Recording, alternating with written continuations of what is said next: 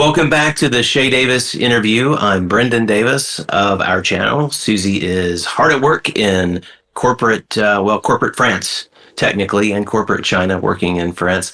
But I'm very excited for this interview that we're doing today. Our guest is someone who I discovered, like many of you on YouTube, when he was the face of a previous channel, but he has since struck out on his own. He has his new channel called French Lifestyle. As I got to know him a little bit, we share many things in common. I discovered that he is a filmmaker. He is an author, a multi-talented, multilingual, multi-hyphenate, and I'm excited for us just to chat and get better acquainted. My guest today is Johnny Benoit. Johnny, how are you doing? I'm really well. Thank you, Brendan. Thank you for having me. Well, you did a really good resume of me, I guess.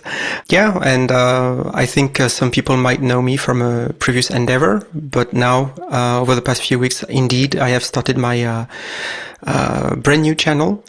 Even though I've been on YouTube for a very long time, actually, I've been on YouTube for about 10 years now.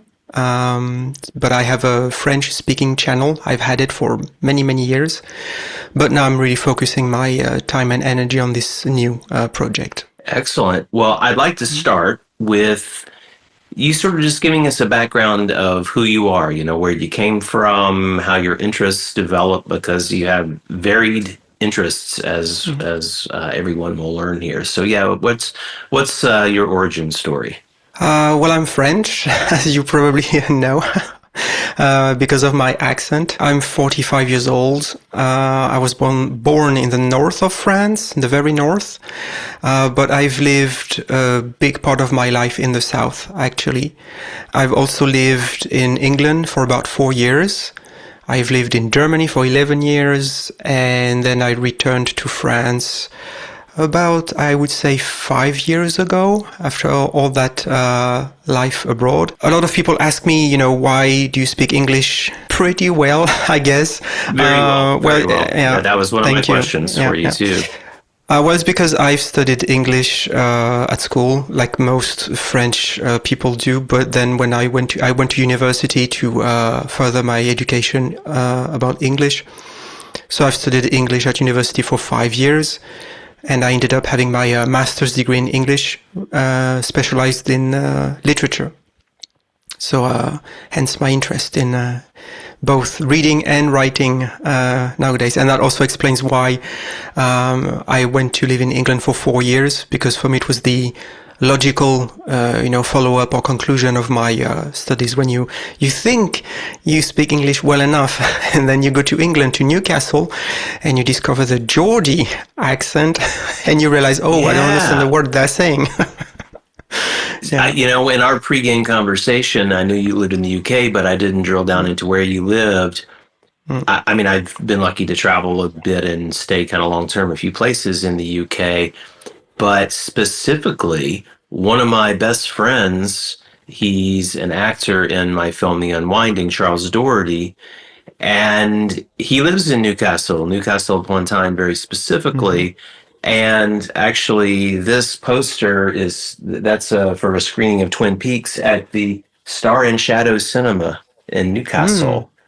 And nice. I don't know if that was around when you were there. I don't know how long it's been there, but yeah, I was in Newcastle, sometime earlier this year I gave a talk there with Charles and went to a screening in Liverpool. Where were you at University of Newcastle, or what's the other? Sunderland is the big university there. Yes, no, my university was in France, in Perpignan, which is way down south.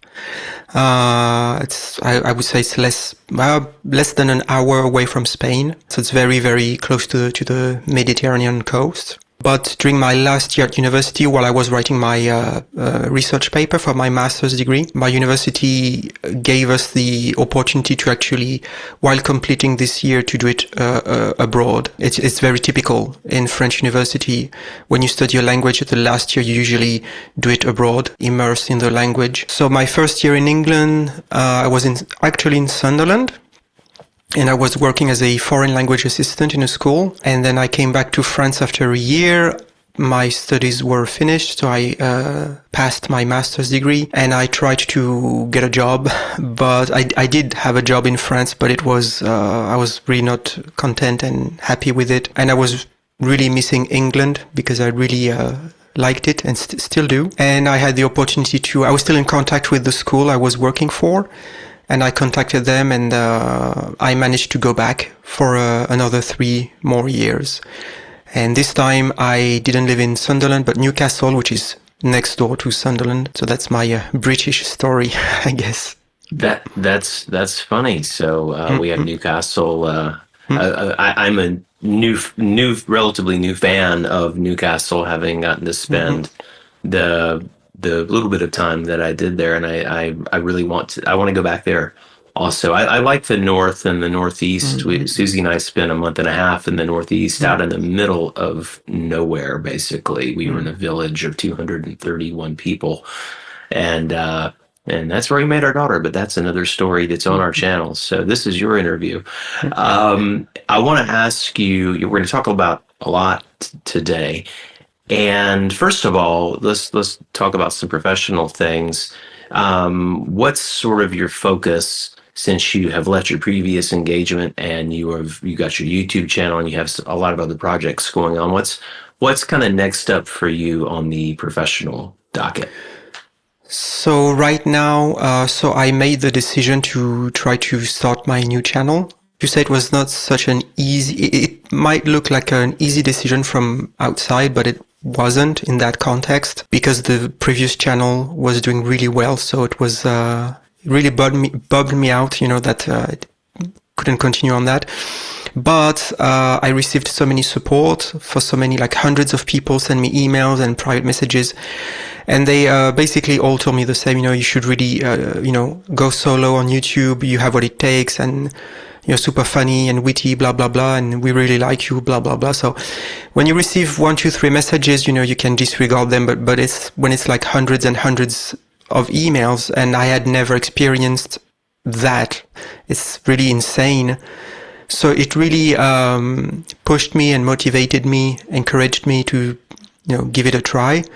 So right now I'm really putting all my energy and time into that channel because I know that if you want to do YouTube on a professional level, and if you want to try to make it as basically your source of income, there is no way around it. You have to put the work in.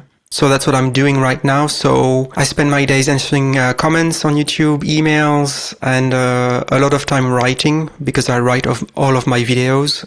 So I would say writing takes most of my time. And that's what's happening right now. And if the channel really takes off in the months to come, maybe I could expand on it, because some people have started to ask me about if I could provide services like advice, like professional advice about French real estate, French relocation, French paperwork, because I have all that knowledge.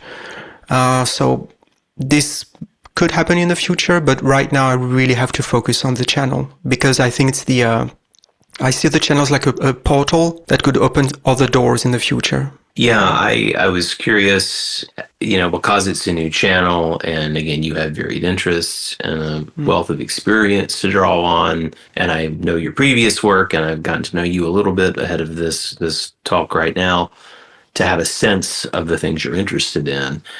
And of course, one thing we learn with YouTube, and then I'm continuing to refine our channel, is that you have to niche down, right? You have to really understand your lane, stay in your lane, and you can perhaps expand your lane, but you don't want to be crossing lanes constantly because people just go, what is this? So, with this interview series, I really see it from its inception as a mix of both expats and experts such as you, actual French people who have actual French experience. And it's helpful that you have previously been an expat yourself, like a long-term expat in Germany. And we discussed that engagement, and you had mentioned to me that the German language just never felt natural, and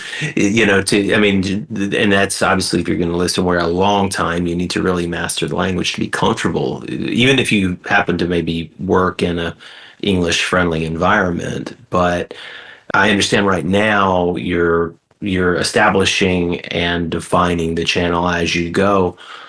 What do you see as the, what's your kind of right now take on where the channel, what the channel looks like? If you imagine, what does the channel sort of look like, let's say a year from now? I mean, in terms Well, of content and focus and such. well, you made a very good point when you said, you have to stay in your lane, and that's absolutely true, and I think that's a big trap on YouTube, because it's very tempting to talk about whatever you want, or ignore that, not necessarily ignore, but you forget that people come to your channel for a very specific content. And there's this very, very famous saying: if you try to please everyone, you end up pleasing no one. And I know that it's a big mistake I've done on my previous channel, the French one, and that's probably one of the reasons why it never took off, because I was not focused enough. And even on my brand new channel, I already have lots of ideas to provide, different types of videos. For example, I would like to talk about French cinema.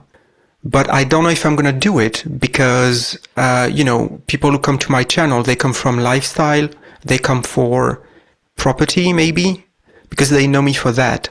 So if I start talking about something else, in addition to that, maybe I'm going to, lose people. And also, YouTube's algorithm is not going to like that. Because you're in a channel that talks about property and lifestyle, and all of a sudden you make a video talking about a movie, and the algorithm's like, what the heck? So, yeah. I as you're saying this, I have my own story, which I'll save, but just to say that a few of our experiments on Chez Davis, because it's two of us, it's Susie and I, and there's the common focus, but then there are lots of other things that are related in my mind, but they're not so closely related to the ideal viewer who would like our channel.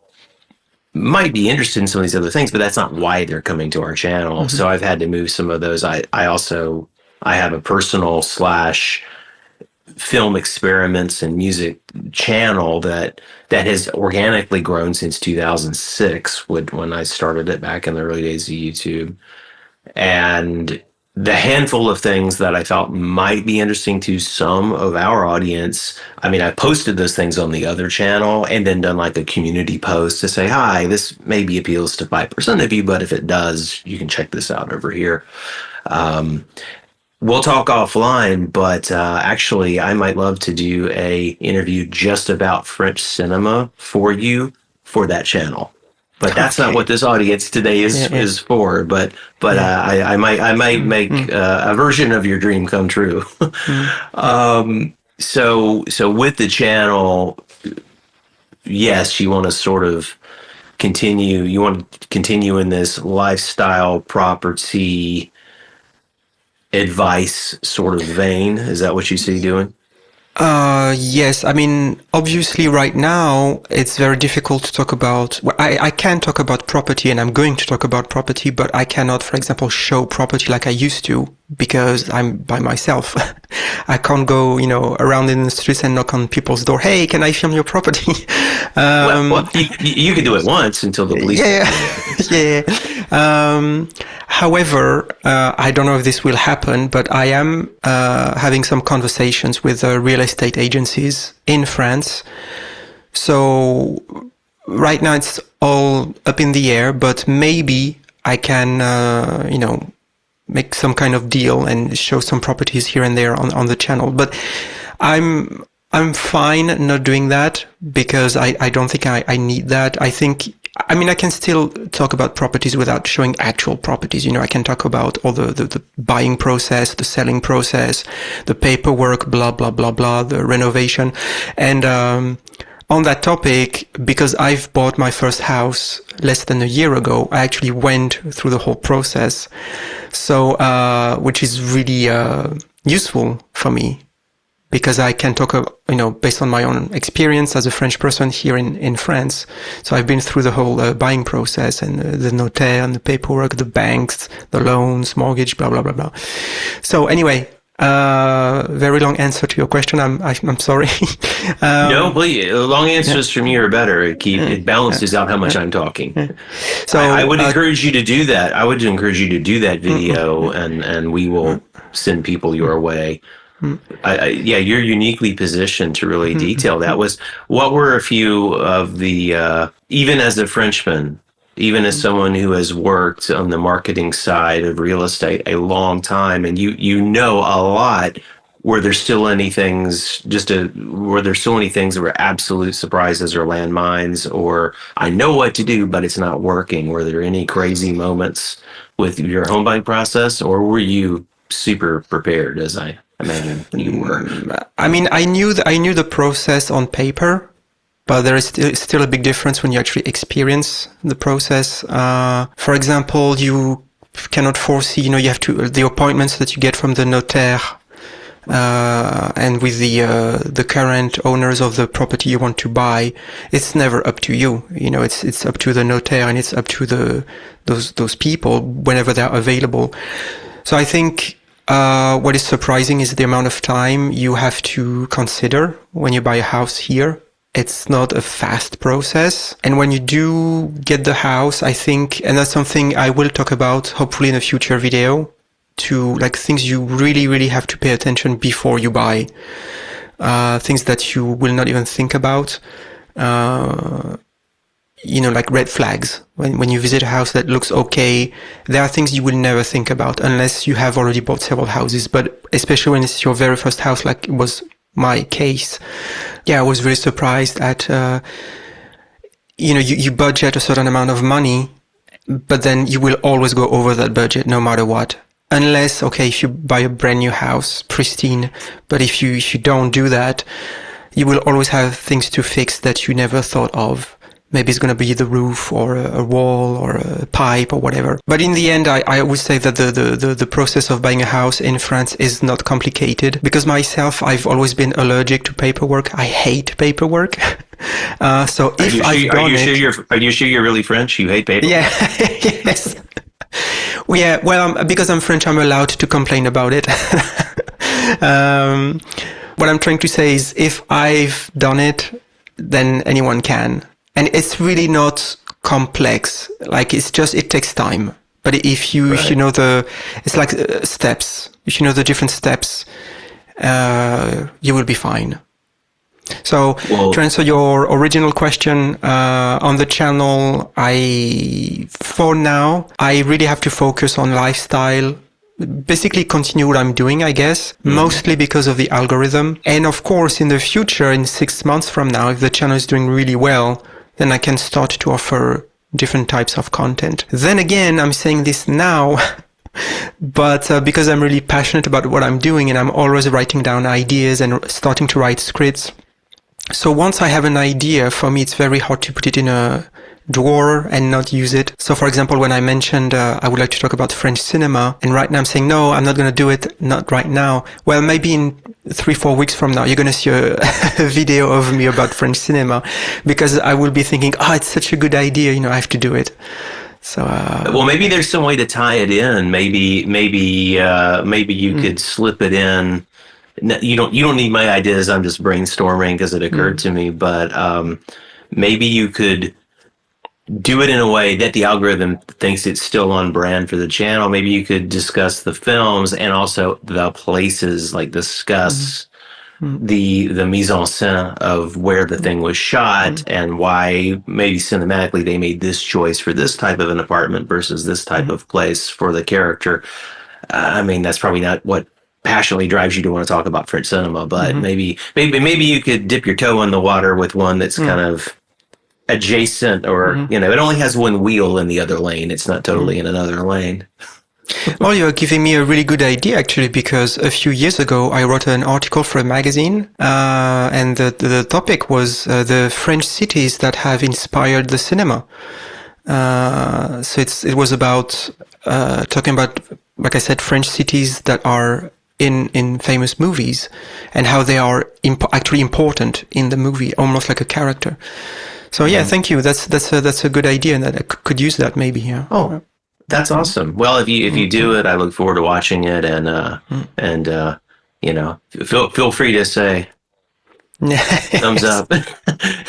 No, you don't have to do that. But if you Mm, do that, I mm-mm, will. You'll let me know hopefully before that hey, I'm working on this, and then mm. I'll be there for your premiere to check that out. Um, well, speaking of creativity and all the things you do, I know from, again, your channel, I knew that you had written a book. And then when I chased the link, oh, this is his first novel, but he's written three books. Would tell folks about your most recent book and your other works, if you will. And I'll Yes. include the link in this in our show notes so you can find Johnny's author page, his Patreon, and all the things. The links are below for anyone watching. But please, yes, tell us about your book, which is in my Amazon cart to be ordered tonight when I complete. I got my wife's list of what she needs from Amazon, and so the order will be completed tonight. Thank you. Yes, my first short novel, I guess. I was even unsure to market it as a proper novel or a short story. I think it's a bit too long to be a short story, but anyway. Yeah, it just came out. I've been working on it for several years. I was actually still in Germany when I started to write it. And then for the longest time, it just was in a drawer again, because I could not continue it. I didn't, I was stuck on it. But recently, I really, really tried to finish it, and I finally did. Yeah, it's a short novel. It's about 125 pages, I think. It's just something for me, I guess it's the biggest project I've achieved so far in my life, because I think writing, especially a fiction, thank you, a fiction is, well, for me, very difficult, because it's 100% you. No one's We'll gonna, see. yeah, no one's gonna come, and help you in any way, shape or form. But for me, it was a challenge, not in the sense that it was very difficult, but at the same time, yes, it is difficult, but because I'm very demanding with myself, and I'm really trying to always, give out the best I can deliver. Even in my YouTube videos, I will never deliver a video that I'm not 100% satisfied. At least I can say, well, that's the best I can do. At least I know that. So I'm being honest with the audience. And you're correct. This is not my first book. So it was last year I released my first two books. The very first one is actually linked to my French YouTube channel, which is a channel where I was reviewing mangas, so Japanese comics. And once again, because over there all my videos were written, I thought, well, that would be cool. I could collect all my reviews, or like the best reviews I've ever done on my YouTube channel, and deliver into the written form as a book. So people who enjoy my channel, they can enjoy my review, make like a reading guide. So the first that is. The first book is a reading guide of 50 mangas I highly recommend. And then after that, there's another project I wanted to do. So when I was actually my last year at university, my research paper was on cyberpunk literature. So I was talking about the cyberpunk movement, how it was born in the US with William Gibson, Philip K. Dick, and other writers. So it was a very deep dive, hardcore nerd stuff about cyberpunk literature, cyberpunk writers, the themes, all the influence later with the Matrix movies and so on. I always thought, well, that's such a shame, because I worked for a whole year on that, and that allowed me to pass my master's degree, so I know it's half decent. And I thought maybe I could turn it into a book, make it a bit less obscure, because at the time, of course, the readers, the target readers, were my professors. So make it a bit more mainstream, let's say, and turn it into a book. So an essay. So that's what my second book is. It's an essay about the cyberpunk movement, cyberpunk literature, why it was so groundbreaking, and stuff like that. And then the third book, which is the short novel. Well, I actually want to spend a little bit of time in this section with you. I'll let people watching know that we will get into what I have outlined as expert tips for expats. That we'll get into some practical how to France things on the back end of this. But what interests me about you from again from all your videos that I've seen was you're very specific and curious, witty and intelligent, but you're very literary bent to your writing of your scripts, and you obviously have a lot of really eclectic influences. And I appreciate manga, but I've never been a super nerd for manga.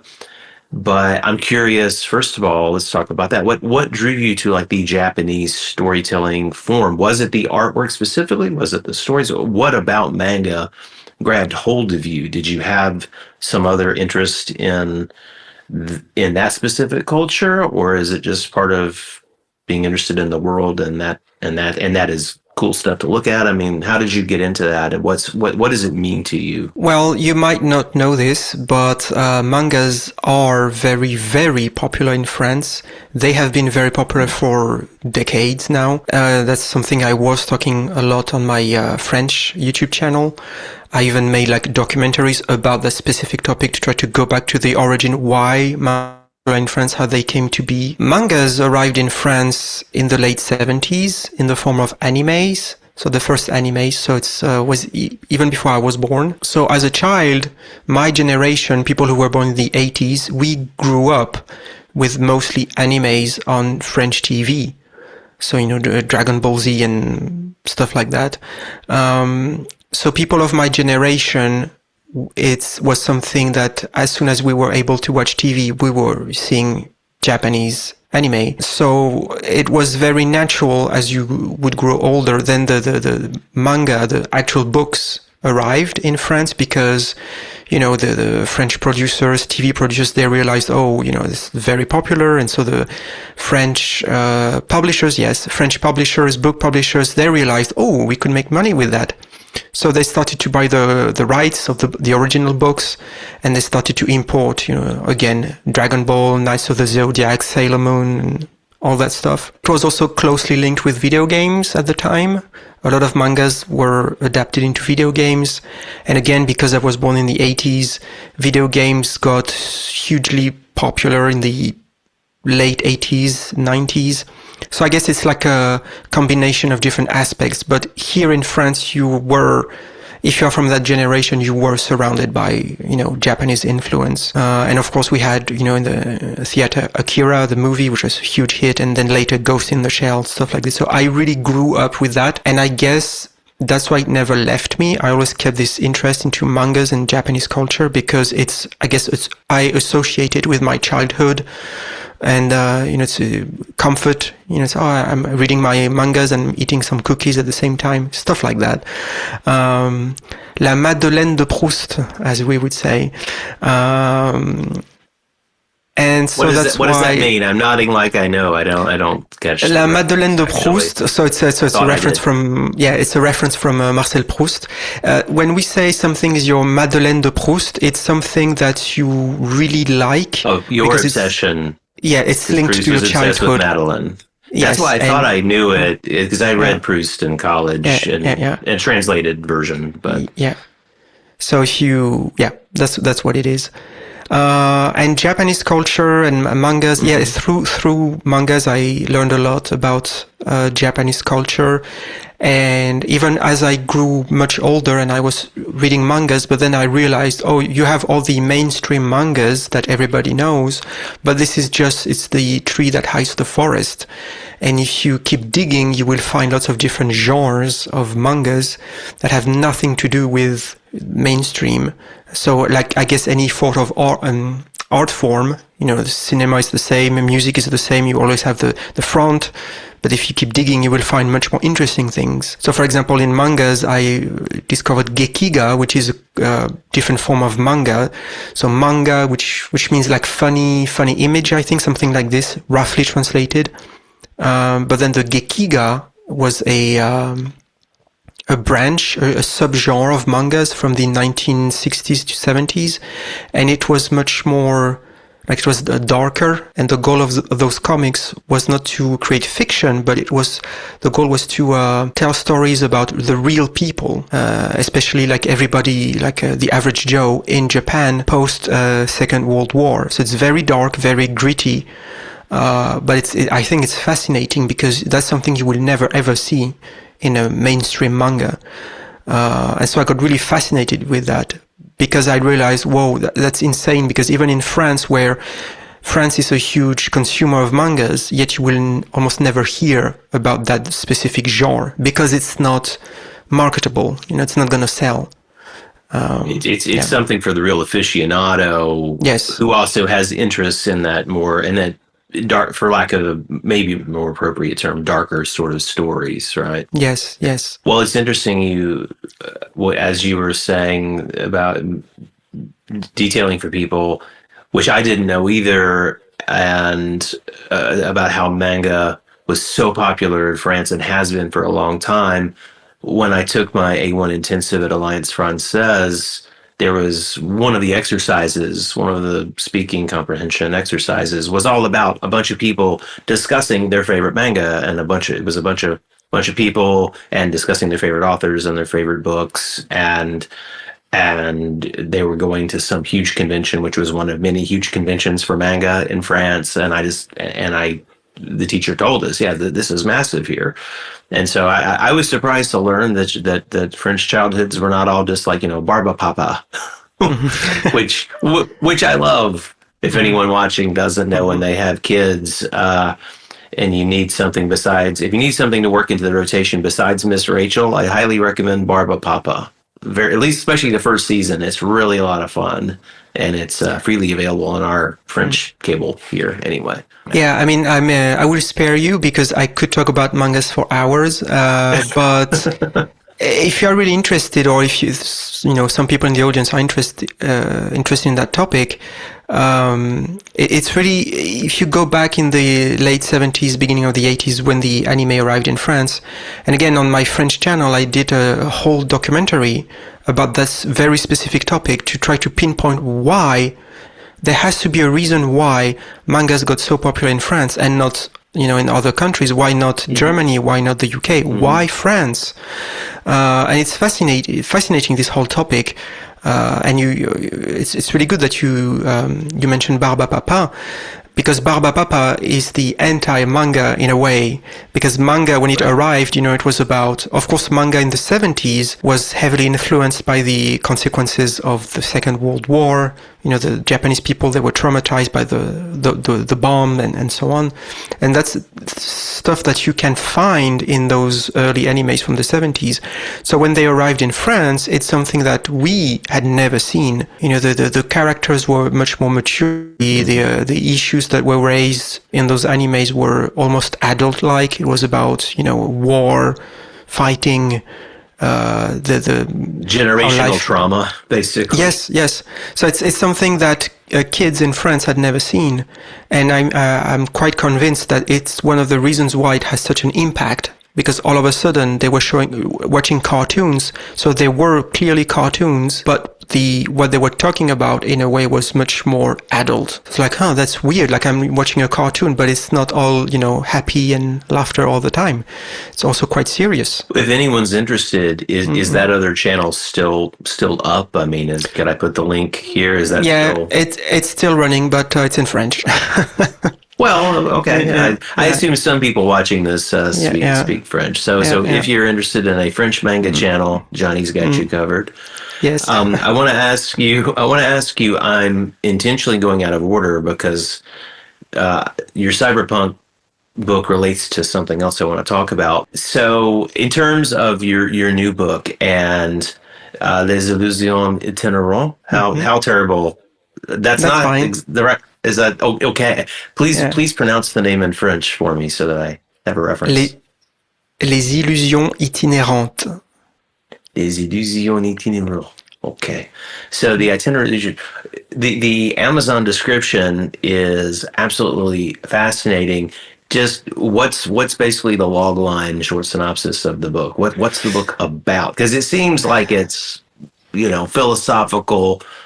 The nature of consciousness, dream and reality, which is right up my alley, although it's in French. So I'm sure I'm going to be reading very slowly with the translation. But what's it about in so many words? So the story per se is extremely simple. One might even say, is there actually a story? It's, let's say, 48 hours in the day of a French student. He's having a very normal day at university, but gradually things will start to happen that will question his grasp on reality, his sanity, and it will be up to you, the reader, to decide which side of the fence you are. So it's heavily influenced by my favorite non-French writer, which is Haruki Murakami, Japanese. Go figure. Surprise. Yes. So because he tends to write the same type of stories, where it's very often starts with a very common, even boring day for a random guy. And then gradually you have some elements, surrealism elements that creep in the story. And so because I've read all of his books, all of his books are right behind me. Then I was influenced by him. And also maybe a little bit of Albert Camus, which is my favorite French writer.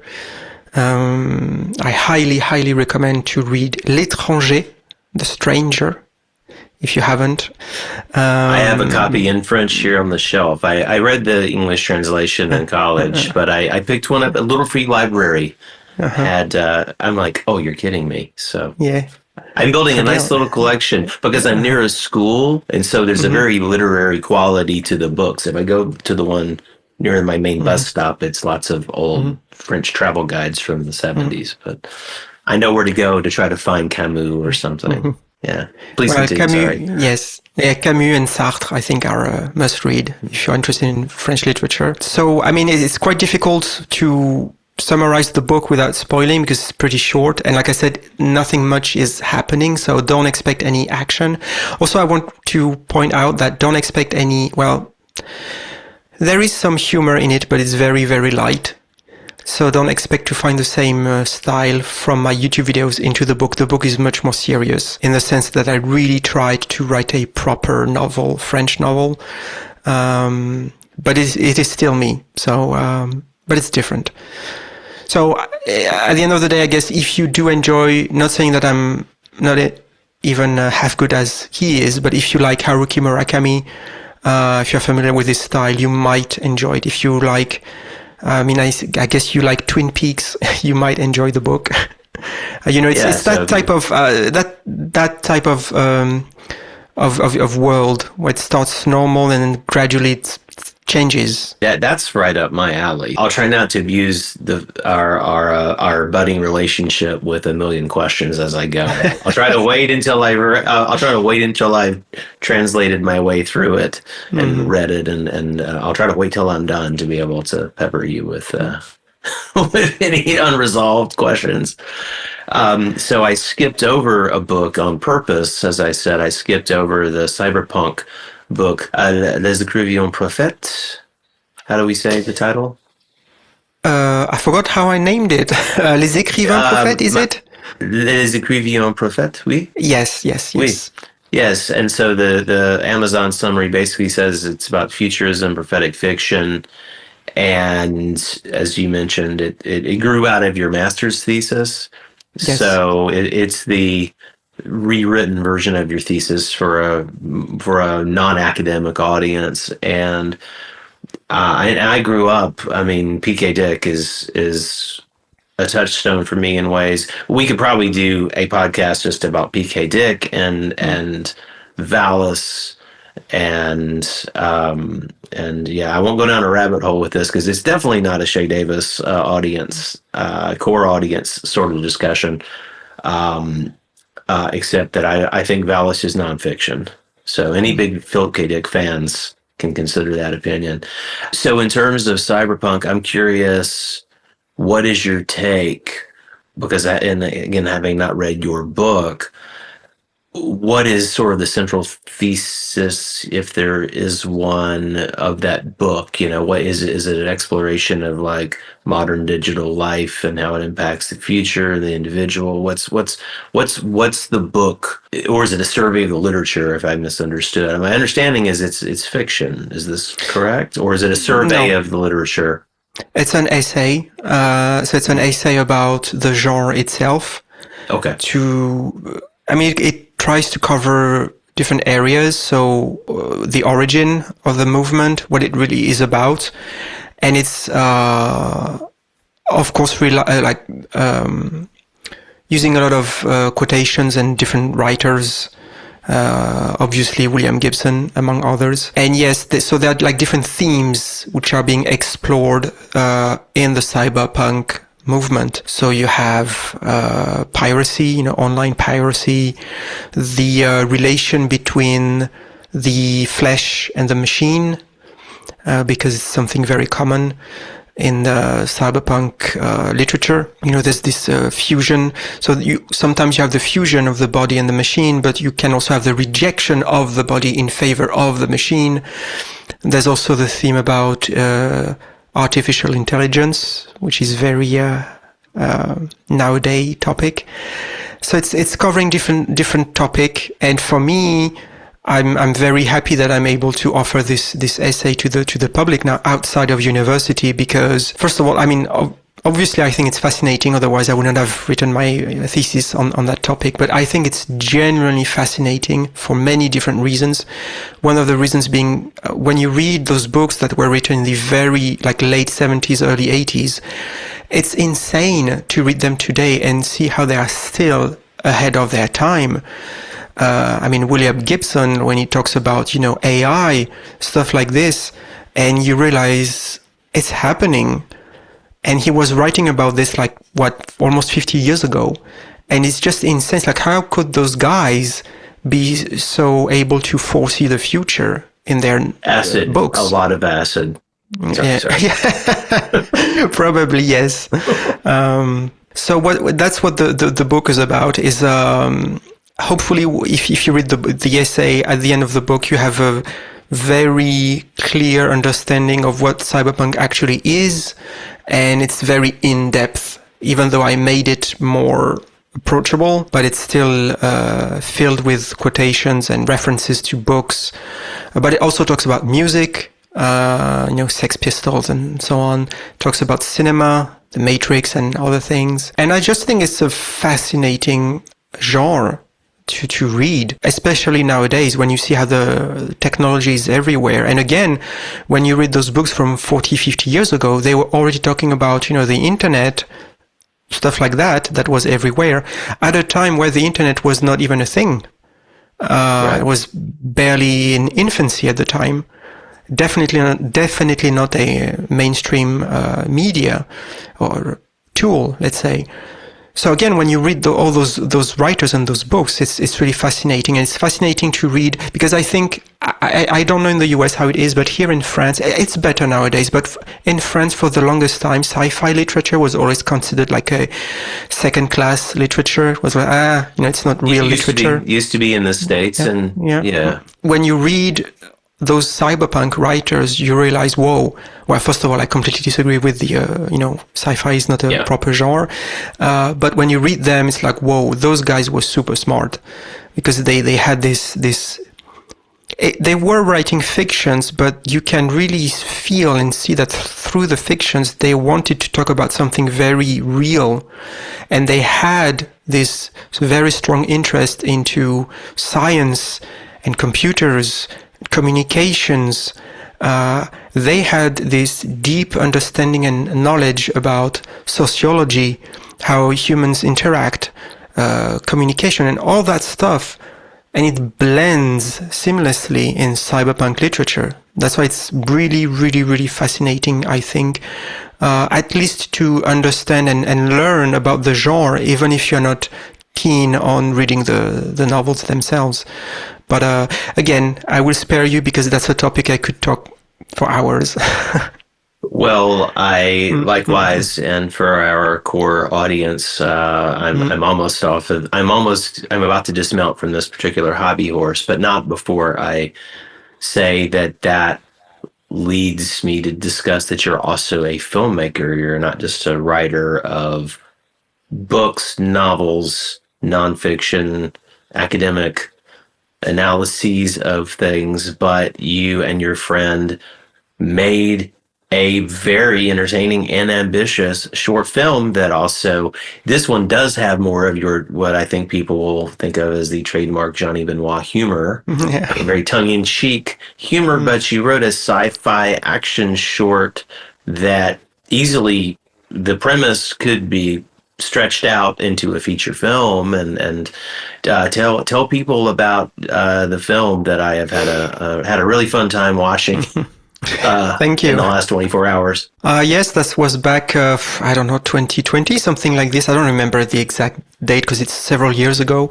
But with my good friend Rudy, yeah, because we were always working together on different projects, music. We were in a band together.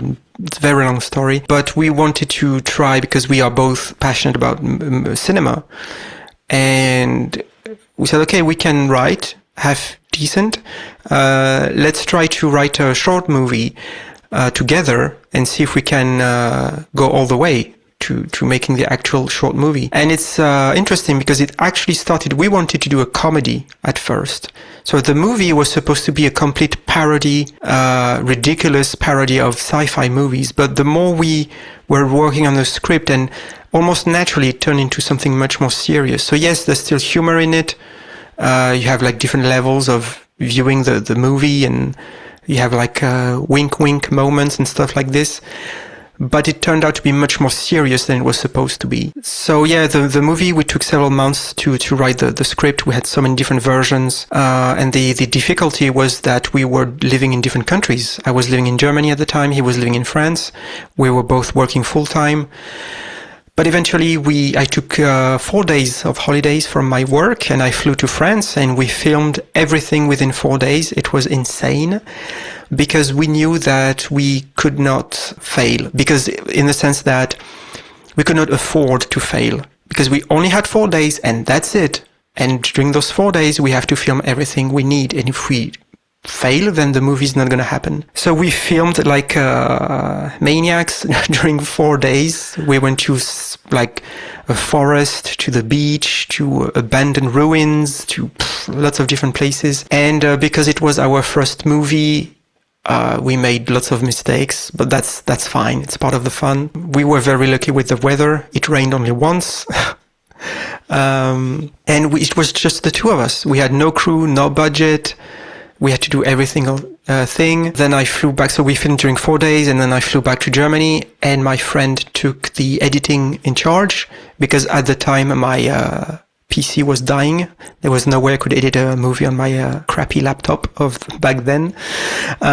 So he did the editing part. It took forever because also he was working full time, so he could only do it here and there. We had to re-record the whole sound, like every single line, all the sound effects, everything you hear in the movie. Nothing is recorded on site because we didn't have professional equipment. He composed the music, then we made the trailers, and so it took forever. I think from starting writing the script to the actual releasing of the movie took us 2 years, something like that. But we made it. At the end, we did it, and we are, I mean, I'm very aware the movie is far from perfect, but it was never the intention anyway.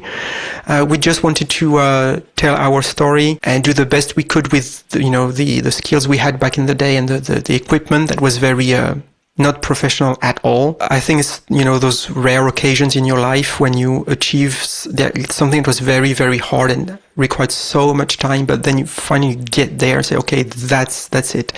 So it's not perfect. It's not going to win any Oscars or anything, though we actually did win some prizes in a film festival with it.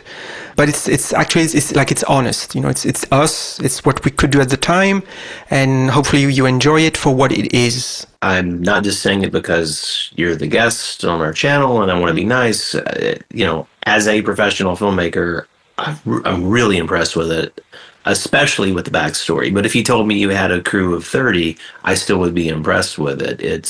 It looks really great. I mean, you obviously in the color correction, looks were very thoughtfully chosen to maximize what you had. The sound, I could tell it was re-recorded, but that's not in a bad way because it was very well done.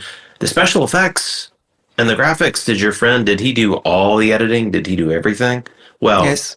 tell him from one foreigner filmmaker, he's got a new fan. I mean, it's really good work that you both did. And I think that, that's something that anyone who likes you from your YouTube would enjoy. I think so. You do what you're going to do, but I would hope that you would maybe even just do like a community post about it or something and say, hey, you might be interested in that. I think people would enjoy it. And I'm going to link to it here on our channel so people can watch it. I hope you will do more of that.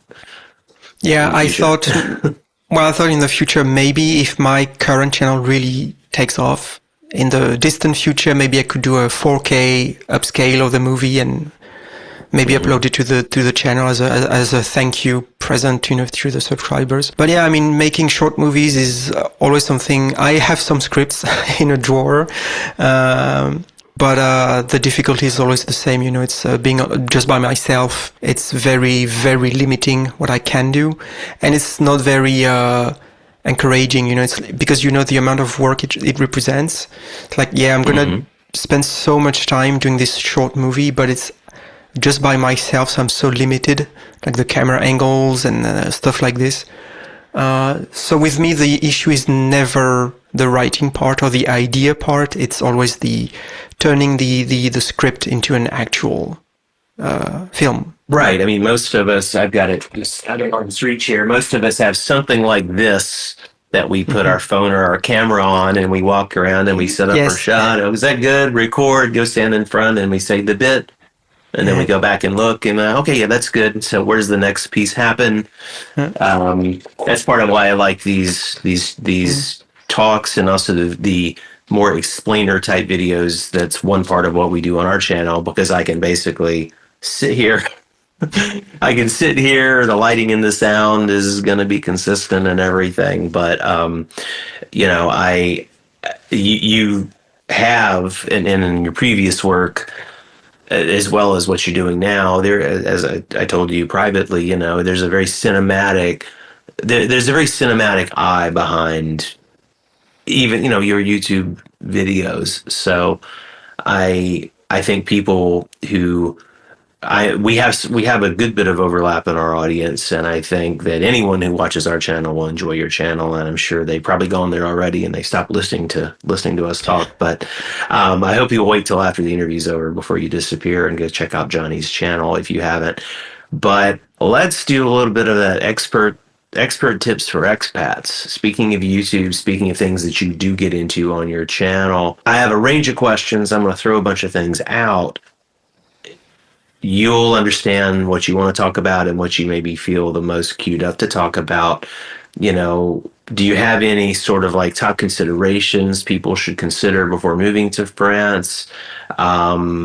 Things to do with, surprises, common mistakes you've seen people make, cultural issues like expectations versus reality. What sorts of things do you either find yourself telling, would-be French immigrants / expats, or do you want to tell them? What are some of the things that you could pass along to people in your own way? Well, one of the things I think I should say is be careful what you read and see online, except on my channel. Ha ha ha. No, what I mean by that is that because here and there I get some comments, if I did a video about why retire to France, and sorry, I have a cat on my lap right now that just jumped. No, that's if the cat wants to make a cameo, we would love to see the cat. Oh, who is that? That's Jessie. Hi, Jessie. So sorry, he's gonna mess up my No, microphone. please. This is a cat-friendly channel. We don't have any, but our daughter Jenny loves cats and dogs and is so excited whenever we're out and about to and from daycare, and she makes the sounds and the noises, and she's love every time. Every time it's like her birthday. It's like Christmas on her birthday. Every time she sees an animal in the wild. So, Well, so you were saying you have 3. Yeah, they're just on my right down there, a cat tree right there. So hopefully they just stay on their tree and they don't come and jump on me. Okay. All right. So tip number 1, get yourself some cats. Okay. So tip number 2. Yes, cats. No, what I want, because for example, under my why retire to France, I get some comments of people saying, well, yeah, why would you retire to France? Because it's a terrible place to be because of I don't know. They would talk about immigration or terrible politics and stuff like this. And I'm always surprised to see those comments. I understand, but I'm also surprised. And so what I would like to say is that don't, believe everything that you see or read online. And I know it's, Captain Obvious talking, but well, it's like Abraham Lincoln said, don't believe everything you read on the internet. Yeah. I mean, of course, there are problems in France, like in every country. But I mean, I am French. I've been French for 45 years. I live in France. So I'm very aware of the problems that we have. And I've lived in very different places in France. I've moved a lot in France. I've lived in big cities. I've lived in tiny villages. Right now, I live in a small town. So I've experienced the city life. I've been to Paris multiple times. I'm from the north, but I lived in the south, so I know the two extremes. Of course, there's a huge difference between what you actually read online, because people should know that, the news, they will always tend to report on the negative side of things, and seldom they will tell you the good stuff. For example, as for me, now I live in France and in a small town somewhere in the middle of France, and it's extremely peaceful. My everyday life is very smooth. People are really nice around me. You go to the store, people are nice, they smile, they say bonjour, and you walk past someone in the street, everybody says bonjour. So, of course, if you live in a huge city, if you live in Paris, it's going to be completely different. Your experience will be completely different because people are different. They don't experience the same type of life. And of course, if you live in a big city, you will be a lot more stressed, because of traffic, because of the amount of people, pollution, the weather, whatever it is. So hopefully on my channel, I hope I avoid this trap, or this pitfall, should I say.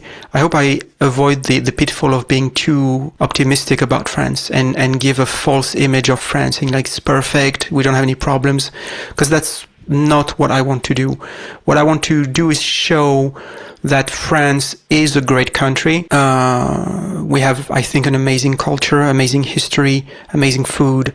And I think it's really worth at least visiting France. And also I want to say that I've really changed my tune over the years, because when I was much younger, when I was living in England or even Germany, like for the longest time, I didn't have a strong interest in my own country. Like I wasn't promoting it or anything like that. I was like, yeah, I'm French. I was actually thinking French is kind of boring because I was much younger, and I guess I was in this phase, I was a student. I wanted to explore the world and travel and discover new, other languages, other people, other cultures. But I have done all of that. I lived abroad for 15 years and now I'm back here. So it makes me appreciate all the more my own culture. And hopefully I'm still very open to the world. I do my channel in English. I could do it in French, but I chose to do it in English because I want the channel to be as welcoming and open as possible to everybody. But I really do think that France is really a great place. Yes, and again, yes, we do have problems, but I think the positive aspects, they outweigh the negative ones, if that answers your question. It answers it very well, and I appreciate your candor about your own evolution, and it takes that a lot of times, and we're fortunate we don't get too many sort of troll/hater comments, but We had a video that posted last week about voting from abroad, which is a simple explainer for Americans specifically about, here's how you vote abroad, here's how you request your ballot, here's what you do, here kind of just the way it works logistically. And, and I stressed at the beginning, I stated, and I stressed when it was appropriate, I'm not telling you who to vote for. This is an apolitical channel. It's an apolitical video on said channel. But still, there are a lot of people that are, let's say, not aligned with me politically, kind of the MAGA, America Firsty types, of which I am the opposite of that. But I love my country despite its flaws, but I also have been fortunate to have traveled and to have lived and worked, all over this world of ours. And what's the saying, and who's the author? But basically about travel being the best dissolver of prejudice. I'm forgetting the exact quote right now, but growing up in the small. I mean, I alternated between big city, Atlanta, South, and then small town South in Georgia and Alabama, so I was like one part city mouse, one part country mouse. And growing up from that perspective and then expanding, to Los Angeles, and then, lived in Beijing, and now I live here in the suburbs of Paris, which is a nice balance between having Paris, 2 stops away on the RER, but we live in a calmer place, But this is not meant to be about me. It's to say that we do get the occasional, that voting video got a bunch of people who clearly saying all kinds of things like basically, well, if you don't live here, you don't have skin in the game, or you shouldn't be allowed to vote. And again, that's the discussion of that is best suited for, not your interview, but it really struck me what a limited perspective people who make those sorts of comments have. And you are from where you are from, and it's part of you. It shaped you. It shapes you to this day. My perspective is different. If you happen to be, you're still you, but you were born in this same city that I live in France, and lived your life here. I mean, we would have radically different takes on everything because we're different people. And, I feel like, again, it's the internet, it's YouTube. Fortunately, again, we don't get a lot of haters, but that video attracted them because they feel like they have the right to say what it means to be an American. So. Yeah. I mean, I've had people, once in a video I said that one of the things you should know in France is that most shops close on Sundays here. It's a well-known fact. It's been like this forever. And I've had non-French people telling me, no, you're wrong. So it's like, okay. Okay. Okay, I guess I don't know my own country, but okay. Yeah. Ask them to send you a postcard from Earth 2, where they clearly live, because I hope the weather's nice. Yeah. And the shops are open on Sunday. But like you said, it's the internet. But I'm not gonna complain because I'm assuming it's the same for you. Of course, my community is very young, since the channel is very young. But so far I have an amazing community. Like the people who come and comment, they are extremely supportive and engaging and asking me questions. So I try to give them answers as often as I can. But so far I'm very lucky with the community I have. But I would imagine it's the same for you.